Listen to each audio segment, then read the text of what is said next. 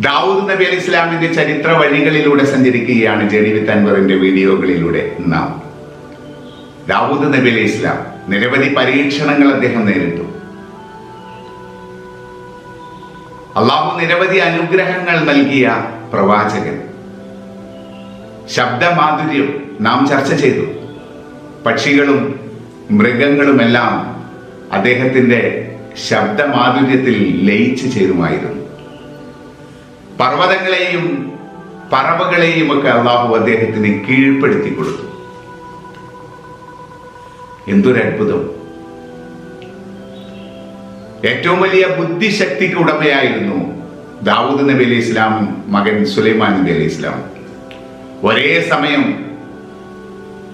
രാജാവും പ്രവാചകനുമായ പിതാവും പുത്രനും. ഏറ്റവും നല്ല പിതാവിനും പുത്രനുമുള്ള മാതൃകയാണ് അവരുടെ ജീവിതം. ദാവൂദ് നബി അലൈഹി ഇസ്ലാം രാജാവായി നിൽക്കുമ്പോൾ പല വിധികളും കൽപ്പിക്കും. ആ വിധികൾ സുലൈമാൻ നബി അലൈഹി ഇസ്ലാം തിരുത്തുമായിരുന്നു. അതിനേക്കാളും മറ്റൊരു വിധി കൽപ്പിക്കുമായിരുന്നു. പലപ്പോഴും ആ പിതാവ് മകന്റെ ബുദ്ധിശക്തി അംഗീകരിക്കുമായിരുന്നു. നമ്മുടെ ജീവിതത്തിലേക്കൊന്ന് കടന്നു നോക്കൂ. നമ്മുടെ മക്കള് നമ്മളെക്കാളും കഴിവുള്ള ഒരു കാര്യം അല്ലെങ്കിൽ ഒരു ബുദ്ധി നമ്മളോട് പറഞ്ഞാൽ നമ്മൾ എങ്ങനെയായിരിക്കും അതിനോട് പ്രതികരിക്കുക? അവിടെ ഒരു രാജാവായിരുന്നിട്ട് പോലും ദാവൂദ് നബി അലൈഹി ഇസ്ലാം മകനെ പ്രകീർത്തിക്കുകയും മകന്റെ ബുദ്ധിയിൽ ഉദിച്ച വിധി കൽപ്പിക്കുകയും ചെയ്ത നിരവധി സാഹചര്യങ്ങൾ ഉണ്ടായിട്ടുണ്ട്. ദാവൂദ് നബി അലൈഹി ഇസ്ലാമിന്റെയും മകൻ സുലൈമാൻ നബി അലൈഹി ഇസ്ലാമിന്റെയും ജീവിത വഴികൾ പലപ്പോഴും നമുക്ക് നിരവധി മാതൃകകൾ നൽകുന്നുണ്ട്. ഒരു ഭരണാധികാരി എങ്ങനെയായിരിക്കണമെന്ന് ദാവൂദ് നബി അലൈഹി ഇസ്ലാം നമ്മെ പഠിപ്പിക്കുന്നുണ്ട്. ഏതായാലും നമുക്ക് ദാവൂദ് നബി അലൈഹി ഇസ്ലാമിന്റെ ചരിത്രത്തിന്റെ വീഡിയോയിലേക്ക് നമുക്ക് കിടക്കാം.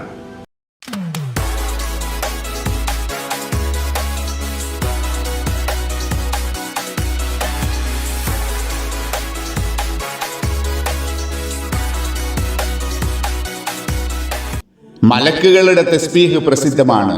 രാവും പകലും മലക്കുകൾ അല്ലാഹുവിന് തസ്ബീഹ് നടത്തുന്നു. അവർ തളരുന്നില്ല എന്ന് സൂറത്ത് അംബിയാ 20-ാം വചനത്തിൽ നമുക്ക് കാണാം. അള്ളാഹുവിനെ സ്തുതിക്കുക എന്നത് സകല ജീവജാലങ്ങൾക്കുമുള്ള ചര്യയാകുന്നു. ആകാശഭൂമിയിലുള്ള സകല ജീവികളും അള്ളാഹുവിന് സുജൂദ് ചെയ്യുന്നു. മനുഷ്യരുടെ സുജൂദിനെ നാം കാണുന്നു. മറ്റ് ജീവികളുടേത് കാണാനും മനസ്സിലാക്കാനും നമുക്ക് കഴിയുന്നില്ല. സൂറത്ത് നഹ്ലിൽ 49-50 വചനങ്ങളിൽ ഇങ്ങനെ കാണാം: ആകാശത്തിലുള്ളതും ഭൂമിയിലുള്ളതുമായ ഏതൊരു ജീവിയും അള്ളാഹുവിന് സുജൂദ് ചെയ്യുന്നു. മലക്കുകളും സുജൂദ് ചെയ്യുന്നു. അവരാവട്ടെ അഹംഭാവം കാണിക്കുന്നുമില്ല. അവർ തങ്ങളുടെ മീതെ അധികാര ശക്തിയുള്ള തങ്ങളുടെ റബ്ബിനെ ഭയപ്പെടുന്നു.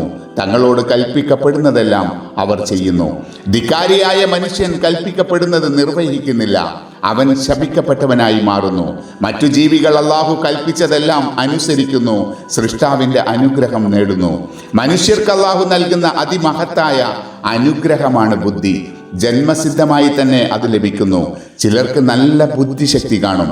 ചിലർ മിതബുദ്ധികളായിരിക്കും. മറ്റു ചിലർ മന്ദബുദ്ധികളും. വിദ്യ നേടുകയും ധാരാളം അനുഭവ സമ്പത്തുണ്ടാവുകയും ചെയ്യുമ്പോൾ ബുദ്ധി വികസിക്കുന്നു. മികച്ച ബുദ്ധിശക്തിയുടെ 2 ഉദാഹരണങ്ങൾ നമ്മുടെ മുമ്പിലുണ്ട്. ദാവൂദ് നബി അലൈഹി ഇസ്ലാം, മകൻ സുലൈമാൻ നബി അലൈഹി ഇസ്ലാം. അവർക്ക് ഇരുവർക്കും അല്ലാഹു മികച്ച ബുദ്ധിശക്തിയാണ് നൽകിയത്. കൂടെ അത്ഭുതകരമായ അറിവുകളും. കാര്യങ്ങൾ പെട്ടെന്ന് മനസ്സിലാക്കാനും തീരുമാനമെടുക്കാനും അവർക്ക് കഴിഞ്ഞിരുന്നു.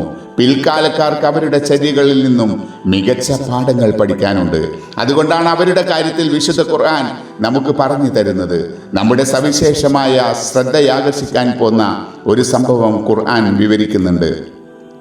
ഒരു കൂട്ടരുടെ കൃഷിസ്ഥലം മറ്റൊരു കൂട്ടരുടെ ആട്ടിൻകൂട്ടം രാത്രിയിൽ ആ കൃഷിസ്ഥലത്ത് കടന്ന് വിളകൾ തിന്നുകളഞ്ഞു. വലിയ നഷ്ടം സംഭവിച്ചു. എത്ര പാടുപെട്ട് വളർത്തിയെടുത്ത കൃഷിയാണ്. അവരുടെ അധ്വാനം നഷ്ടത്തിലായി. കടുത്ത വേദനയോടെ കൃഷിക്കാർ ദാവൂദ് നബി അലൈഹി ഇസ്ലാമിന്റെ സന്നിധിയിലെത്തി സങ്കടം ബോധിപ്പിച്ചു. ആടുകളുടെ ഉടമസ്ഥരും വന്നു. ആടുകൾ വിള തിന്നു എന്നത് സത്യമാണ്. ആടുകൾ ചെയ്ത കുറ്റം വിശേഷ ബുദ്ധിയില്ലാത്ത മൃഗങ്ങളെ എങ്ങനെ കുറ്റപ്പെടുത്തും? അതൊന്നും പറഞ്ഞാൽ കർഷകരുടെ സങ്കടം തീരില്ലല്ലോ, നഷ്ടം നികത്തപ്പെടുകയുമില്ല. ദാവൂദ് നബി അലൈഹി ഇസ്ലാമിൻ്റെ ബുദ്ധി നന്നായി പ്രവർത്തിച്ചു. ഒരു തീരുമാനം പ്രഖ്യാപിച്ചു. ആടുകളുടെ ഉടമസ്ഥരോട് ദാവൂദ് നബി അലൈഹി ഇസ്ലാം പറഞ്ഞു, കർഷകർക്ക് വലിയ നഷ്ടം സംഭവിച്ചിട്ടുണ്ട്. നഷ്ടപരിഹാരം എന്ന നിലക്ക് നിങ്ങളുടെ ആടുകളെ അവർക്ക് നൽകുക. എല്ലാവരും വിധി കേട്ടു. മറിച്ചൊന്നും പറയാനില്ല. ആടിൻ്റെ ഉടമകളുടെ മനസ്സിൽ വേദനയുണ്ട്. അത് സഹിച്ചു, അല്ലാതെ എന്ത് ചെയ്യാൻ? എല്ലാവരും പുറത്തു വന്നു. വഴിയിൽ വെച്ച് ദാവൂദ് നബി അലൈഹി ഇസ്ലാമിൻ്റെ പുത്രനെ കണ്ടു. 11 വയസ്സുള്ള കുട്ടി സുലൈമാൻ നബി അലൈഹി ഇസ്ലാം. എന്താണ് നിങ്ങളുടെ പ്രശ്നം? കുട്ടി ചോദിച്ചു. അവർ സംഭവം വിവരിച്ചു, വിധിയും പറഞ്ഞു. എല്ലാം കേട്ട് കുട്ടി ചിന്തയിലാണ്ടു. ഇതിനേക്കാൾ നന്നായി വിധിക്കാമല്ലോ, വരൂ. അവരെയും കൂട്ടി സുലൈമാൻ നബി അലൈഹി ഇസ്ലാം പിതാവിൻ്റെ മുമ്പിലെത്തി സംസാരിച്ചു. ഉപ്പാ, എനിക്ക് മറ്റൊരു രീതിയിൽ വിധിക്കാൻ തോന്നുന്നു. പറയൂ മകനെ, എന്താണ് നിന്റെ വിധി? കർഷകരുടെ കൃഷി നശിച്ചു, അത് നന്നാക്കിയെടുക്കണം. അതിന് ആട്ടിൻ്റെ ഉടമകൾ വേണ്ട ശുശ്രൂഷകൾ ചെയ്യണം. കൃഷി പൂർവ്വസ്ഥിതിയിലെത്തിക്കണം. അതിന് കുറച്ചു കാലം പിടിക്കും. അത്രയും കാലം ആടുകളെ കർഷകർ സൂക്ഷിക്കട്ടെ. അവയുടെ പാലും രോമവും അപ്പോൾ പ്രസവിക്കപ്പെടുന്ന കുഞ്ഞുങ്ങളും കർഷകർക്കുള്ളതാണ്. അതാണ് നഷ്ടപരിഹാരം. കൃഷി പൂർവ്വസ്ഥിതിയിലെത്തിക്കഴിഞ്ഞാൽ ആടുകളെ തിരിച്ചു കൊടുക്കണം. വിധി കേട്ടപ്പോൾ കർഷകർക്ക് സന്തോഷം, ആടുകളുടെ ഉടമകൾക്കും സന്തോഷം. തങ്ങളുടെ ആടുകളെ നഷ്ടപ്പെടുന്നില്ല. കൃഷി പൂർവ്വസ്ഥിതിയിലെത്തിയാൽ തിരിച്ചു കിട്ടും. കുറച്ചു കാലത്തേക്കുള്ള വരുമാനം നഷ്ടപ്പെടുമെന്നല്ലേയുള്ളൂ സന്തോഷം. ദാവൂദ് നബി അലൈഹി ഇസ്ലാം പറഞ്ഞു, മകനെ, നിന്റെ വിധിയാണ് ഉത്തമം, അത് നടപ്പിലാക്കാം. ഇവിടെ മകന്റെ ബുദ്ധിശക്തിയാണ് പ്രകടമായത്. അംഗീകരിക്കാൻ പ്രേരിപ്പിക്കുന്ന പിതാവിൻ്റെ ബുദ്ധി. മകന്റെ കഴിവിൽ പിതാവിന് അഭിമാനം. മകന്റെ വിധി നടപ്പിലാക്കിക്കൊണ്ട് പിതാവ് മകനെ പ്രോത്സാഹിപ്പിക്കുന്നു. മകൻ കുട്ടിയാണെങ്കിലും അവൻ്റെ കഴിവ് പിതാവ് അംഗീകരിക്കണമെന്ന മഹത്തായ പാഠം ഇവിടെയുണ്ട്. പിതാവ് ഒരിക്കൽ എടുക്കുന്ന തീരുമാനം മകന്റെ വാക്കുകേട്ട് മാറ്റാൻ പറ്റില്ല എന്ന ദുർവാശി പാടില്ല. താൻ പറഞ്ഞതിനേക്കാൾ മികച്ച രീതിയിൽ ആര് പറഞ്ഞാലും അംഗീകരിക്കണം. മനസ്സിൻ്റെയും ബുദ്ധിയുടെയും വളർച്ചയ്ക്ക് അതാണ് അനിവാര്യം. താൻ പറഞ്ഞത് നടപ്പിലാവണം, മറ്റുള്ളവർ പറഞ്ഞത് നടപ്പിൽ വരുത്താനാവില്ല എന്ന പിടിവാശിയായാൽ ബുദ്ധിയും മനസ്സും ക്ഷീണിക്കും, വളർച്ച മുരടിക്കും. മറ്റുള്ളവർ പിടിവാശിക്കാരനെ വെറുക്കും. വെറുപ്പോടെ മാത്രം അയാൾ എന്നും ഓർമ്മിക്കപ്പെടുകയും ചെയ്യും. ദാവൂദ് നബി അലൈഹി ഇസ്ലാമിനെ ആളുകൾ സന്തോഷത്തോടെ ഓർക്കും. ആ മഹാപ്രവാചകന്റെ അന്തസ്സും മഹിമയും ആളുകളുടെ മനസ്സിൽ കൂടിക്കൂടി വരും. മകന് പിതാവിനോടുള്ള ബഹുമാനവും സ്നേഹവും കൂടിക്കൂടി വരും. എല്ലാ മാതാപിതാക്കളും മക്കളും ഈ മാതൃക സ്വീകരിക്കണം. അവർക്കിടയിലെ ബന്ധം അത്ര സുന്ദരമായി മാറും. ദാവൂദ് നബി അലൈഹി ഇസ്ലാം മാതൃകാ പിതാവായി നമ്മുടെ മുമ്പിലുണ്ട്. സുലൈമാൻ നബി അലൈഹി ഇസ്ലാം മാതൃകാ പുത്രനായും.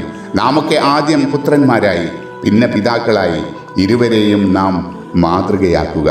വിശുദ്ധ ഖുർആൻ സൂറത്തുൽ അംബിയായിൽ 78-ാം വചനത്തിൽ ഈ സംഭവം ഇങ്ങനെ ഉദ്ധരിക്കുന്നു. ദാവൂദിനെയും സുലൈമാനെയും വിളയുടെ കാര്യത്തിൽ ജനങ്ങളുടെ ആടുകൾ രാത്രി അതിൽ കടന്നു മേഞ്ഞപ്പോൾ രണ്ടുപേരും വിധി കൽപ്പിക്കുന്ന സന്ദർഭം ഓർക്കുക. അവർ വിധി കൽപ്പിക്കുന്നതിന് നാം സാക്ഷിയായി തീരുകയും ചെയ്തിരിക്കുന്നു. ദാവൂദ് നബി അലൈഹി ഇസ്ലാം, സുലൈമാൻ നബി അലൈഹി ഇസ്ലാം എന്നിവർ ഒരേ സമയം പ്രവാചകന്മാരും രാജാക്കന്മാരുമായിരുന്നു. അവർ ഓരോ വിധി നടത്തുമ്പോഴും അള്ളാഹുവിനെ ഓർത്തിരുന്നു. റബ്ബിൻ്റെ തൃപ്തി കിട്ടും വിധമായിരുന്നു അവരുടെ വിധി. കുടുംബനാഥൻ കുടുംബത്തിലെ വിധികർത്താവാണ്. കുടുംബാംഗങ്ങളുടെ കാര്യങ്ങൾ തീരുമാനമെടുക്കുമ്പോൾ അള്ളാഹു അതിന് സാക്ഷിയാണ് എന്ന് നാം ഓർക്കണം. സംഘടനകളും നേതാക്കളും സംസാരിക്കുമ്പോൾ ഓരോ വാക്കിനും അള്ളാഹു സാക്ഷിയാണെന്ന സത്യം നാം മറന്നു പോകരുത്. ഒരിക്കൽ ഒരു ഇസ്രായേലി ദാവൂദ് നബി അലൈഹി ഇസ്ലാമിൻ്റെ മുമ്പിൽ വന്നു പരാതി പറഞ്ഞു, എൻ്റെ പശുവിനെ അപഹരിച്ചു കൊണ്ടുപോയി. ആര്? ആളുടെ പേര് പറഞ്ഞു. പ്രതിയെ വരുത്തി ചോദ്യം ചെയ്തു. അയാൾ കുറ്റം നിഷേധിച്ചു. വാദി തന്നെ തെളിവ് കൊണ്ടുവരണം. വാദിയും പ്രതിയും സ്ഥലം വിട്ടു. അന്ന് രാത്രി ദാവൂദ് നബി അലൈഹി ഇസ്ലാം സ്വപ്നം കണ്ടു. പരാതിയുമായി വന്ന വാദിയെ കൊല്ലുക. ദാവൂദ് നബി അലൈഹി ഇസ്ലാം അത്ഭുതപ്പെട്ടു. പിന്നെയും പിന്നെയും അതേ സ്വപ്നം. 3 തവണയായി വാദിയെ വരുത്തി. നിന്നെ വധിക്കാൻ പോവുകയാണ്. എന്തിന്? അതിന് കൽപ്പന വന്നിരിക്കുന്നു. എന്നെ ഒഴിവാക്കില്ലേ? ഇല്ല, വിധിക്കുക തന്നെ ചെയ്യും. എങ്കിൽ ഞാനൊരു കാര്യം പറയാം. കുറച്ച് ദിവസം മുമ്പ് ഞാൻ പ്രതിയുടെ പിതാവിനെ കൊന്നു. അയാൾക്ക് വധശിക്ഷ കിട്ടി. ഈ സംഭവം ഇസ്രായേലികളെ ഭയപ്പെടുത്തി. എത്ര രഹസ്യമായി കുറ്റം ചെയ്താലും ശിക്ഷിക്കപ്പെടുമെന്ന ചിന്ത അവരിലുണ്ടായി. കുറ്റം ചെയ്യാൻ അവർ ഭയപ്പെട്ടു. അവരിൽ ചിലർക്ക് കുറ്റം ചെയ്യാതിരിക്കാനാവില്ല. ക്രിമിനൽ സ്വഭാവമുള്ളവർ രഹസ്യമായി അവർ ചില കുറ്റങ്ങളൊക്കെ ചെയ്തിരുന്നു. പിടിക്കപ്പെടുമോ എന്ന ഭയം അവരെ വേട്ടയാടുകയും ചെയ്തിരുന്നു. 2 സ്ത്രീകൾ, ഒരു വലിയ സ്ത്രീ, ഒരു ചെറിയ സ്ത്രീ, രണ്ടുപേരും തർക്കത്തിലായി. ഒരു കുഞ്ഞിൻ്റെ കാര്യത്തിൽ തർക്കം.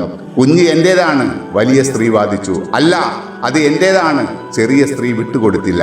വഴക്ക് മൂത്തു. പലരും ഇടപെട്ടു. ഒരു തീരുമാനത്തിൽ ആർക്കും എത്താൻ കഴിഞ്ഞില്ല. ഒടുവിൽ ദാവൂദ് നബി അലൈഹി ഇസ്ലാമിൻ്റെ മുമ്പിലെത്തി. കുറേ നേരം 2 പേരെയും വിസ്തരിച്ചു. അവരുടെ മൊഴികൾ പരിശോധിച്ചു. 2 സ്ത്രീകൾക്കും ഓരോ കുട്ടികളുണ്ടായിരുന്നു. അവർ ഒരുമിച്ചു കഴിഞ്ഞുകൂടി. ഒരു ദിവസം ചെന്നായ വന്നു ഒരു കുട്ടിയെ പിടിച്ചു കൊണ്ടുപോയി. 2 ഉമ്മമാരും മനസ്സുരുകി നിലവിളിച്ചു. നിലവിളി ഒന്നടങ്ങിയപ്പോൾ വലിയവൾ ചോദിച്ചു, നിന്റെ കുഞ്ഞിനെ ചെന്നായ കൊണ്ടുപോയി, എൻ്റെ കുഞ്ഞിന് ആപത്തൊന്നും പറ്റിയില്ല. അപ്പോൾ ചെറിയവൾ ശബ്ദമുയർത്തി, നീ എന്ത് പറഞ്ഞു? എൻ്റെ കുഞ്ഞിനെ ചെന്നായ കൊണ്ടുപോയെന്നോ? ഇല്ല ഇല്ല, നിന്റെ കുഞ്ഞിനെ ചെന്നായ കൊണ്ടുപോയി, ഇതെൻ്റെ കുഞ്ഞാണ്. എല്ലാവരും ആകാംക്ഷയോടെ മുൾമുനയിലാണ്. അപ്പോൾ ദാവൂദ് നബി അലൈഹി ഇസ്ലാമിൻ്റെ വിധി വന്നു. കുഞ്ഞിനെ വലിയ സ്ത്രീക്ക് നൽകുന്നു. വിധി കേട്ട് വലിയ സ്ത്രീക്ക് സന്തോഷമായി.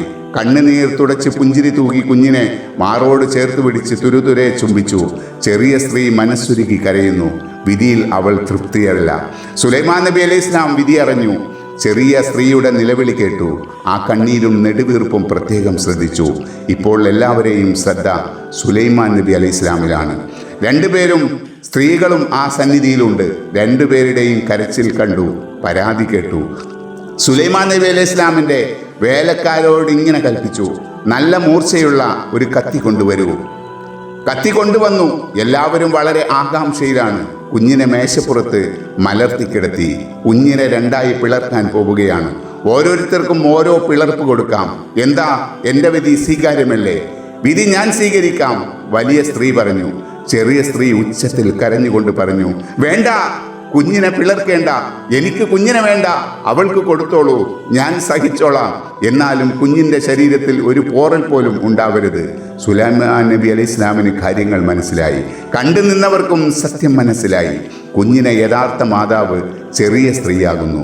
കുഞ്ഞിനൊരു ആപത്ത് വരുന്നത് അവർക്ക് സഹിക്കാൻ കഴിയില്ല. കുഞ്ഞിനെ ചെറിയ സ്ത്രീക്ക് മടക്കി കൊടുത്തു. മകൻ്റെ വിധി പിതാവ് അംഗീകരിച്ചു.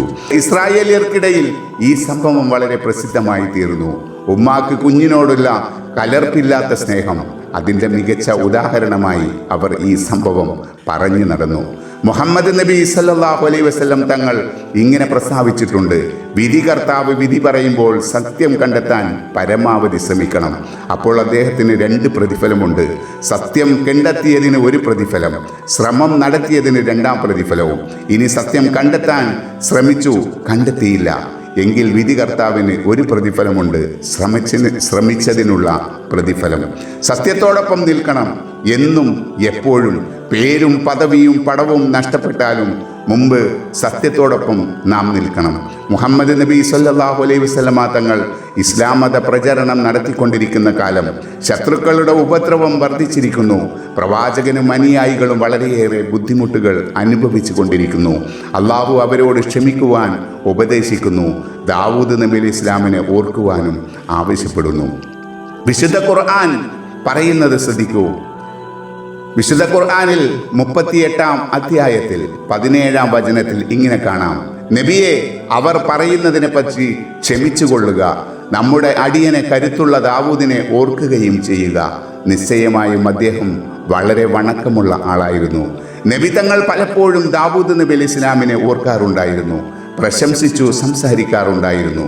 ആ വിശുദ്ധ ഖുർആൻ വചനം തന്നെ പ്രശംസയാകുന്നു. 1-ാമത്തെ പ്രശംസ നമ്മുടെ അടിയൻ എന്നുള്ളതാകുന്നു. അള്ളാഹുവിൻ്റെ കൽപ്പനകൾ അനുസരിച്ച് ജനങ്ങളെ സത്യമാർഗത്തിലേക്ക് ക്ഷണിച്ചു. നീതിയോടെ ഭരണം നടത്തി. ശരീരത്തിന് കരുത്ത് നല്ല കാര്യങ്ങൾക്കായി പ്രയോഗിച്ചു. അങ്ങനെ അള്ളാഹുവിൻ്റെ ഇഷ്ടദാസനായി തീർന്നു. 2-ാമത്തെ പ്രശംസ കരുത്തുറ്റവൻ എന്നാകുന്നു. പലതരം കഴിവുകളുണ്ടായിരുന്നു. ശരീരശേഷി, ആയുധ പ്രയോഗം, ഭരണ നൈപുണ്യം, സൈനിക ശക്തി, സാധന സാമഗ്രികളുടെ ശേഖരം, ലോക പ്രശസ്തി, ഇങ്ങനെ എല്ലാ രംഗത്തും ഒന്നാമനായിരുന്നു. വണക്കവും വിനയവുമുള്ളവനും എന്നതാണ് മൂന്നാമത്തെ പ്രശംസ. അള്ളാഹുവിൻ്റെ സൃഷ്ടികളെ സ്നേഹിച്ചു, ആദരിച്ചു. അള്ളാഹുവിനോടുള്ള ഭക്തി മനസ്സിൽ നിറഞ്ഞു നിന്നു. നബി സല്ലല്ലാഹു അലൈഹി വസല്ലമ ഇങ്ങനെ പ്രസ്താവിച്ചിട്ടുണ്ട്: നിസ്കാരത്തിൽ വെച്ച് അള്ളാഹുവിന് ഏറ്റവും ഇഷ്ടപ്പെട്ടത് ദാവൂദ് നബിയുടെ നിസ്കാരമായിരുന്നു. നോമ്പുകളിൽ വെച്ച് അള്ളാഹുവിന് ഏറ്റവും ഇഷ്ടപ്പെട്ടത് ദാവൂദ് നബി അലൈഹി ഇസ്ലാമിൻ്റെ നോമ്പായിരുന്നു. ദാവൂദ് നബി അലൈഹി ഇസ്ലാമിന്റെ ചരിത്രത്തിന്റെ 6ാം ഭാഗമായ ഈ വീഡിയോ ഇവിടെ അവസാനിക്കുകയാണ്. ദാവൂദ് നബി അലൈഹി ഇസ്ലാമിന്റെ ചരിത്രത്തിന്റെ അവസാന ഭാഗമായിരിക്കും അടുത്ത വീഡിയോ. ദാവൂദ് നബി അലൈഹി ഇസ്ലാമുമായി ബന്ധപ്പെട്ട പഠനം അടുത്ത വീഡിയോയിലൂടെ അവസാനിക്കും. ദാവൂദ് നബി അലൈഹി ഇസ്ലാം, അദ്ദേഹത്തിന്റെ നോമ്പ് അള്ളാഹു ഏറ്റവും ഇഷ്ടപ്പെട്ടതായിരുന്നു. അദ്ദേഹത്തിന്റെ നമസ്കാരം അള്ളാഹു ഏറ്റവും ഇഷ്ടപ്പെട്ട നമസ്കാരമായിരുന്നു. സയ്യിദുനാ റസൂലുള്ളാഹി സ്വല്ലല്ലാഹു അലൈഹി വസല്ലം പറഞ്ഞതാണ്, ദാവൂദ് നബി അലൈഹി ഇസ്ലാം അന്ത്യവിശ്രമം കൊള്ളുന്നത് ഫലസ്തീനിന്റെ ഖുദ്സിന്റെ പരിസരത്താണ്. പലതവണ അവിടെ പോകാൻ സാധിച്ചിട്ടുണ്ട്. എന്നാൽ പലപ്പോഴും പല യാത്രകളിലും ഒരു സംഘവുമായി പോകുമ്പോൾ പലപ്പോഴും അവിടെ പോകാനും സാധിക്കാറില്ല. കാരണം പലപ്പോഴും ആ ഭാഗം ബ്ലോക്ക് ചെയ്യും. അപ്പോൾ ആ ഭാഗത്തേക്ക് നമുക്ക് കടക്കാൻ പറ്റാത്ത സാഹചര്യം ഉണ്ടായിട്ടുണ്ട്. ഏതായാലും ഈ വീഡിയോ ഇവിടെ അവസാനിക്കുകയാണ്. ദാവൂദ് നബി അലൈഹി ഇസ്ലാമിന്റെ ചരിത്രത്തിന്റെ അവസാന ഭാഗമായ 7ാം ഭാഗവുമായി നമുക്ക് അടുത്തയാഴ്ച വീണ്ടും കാണാം.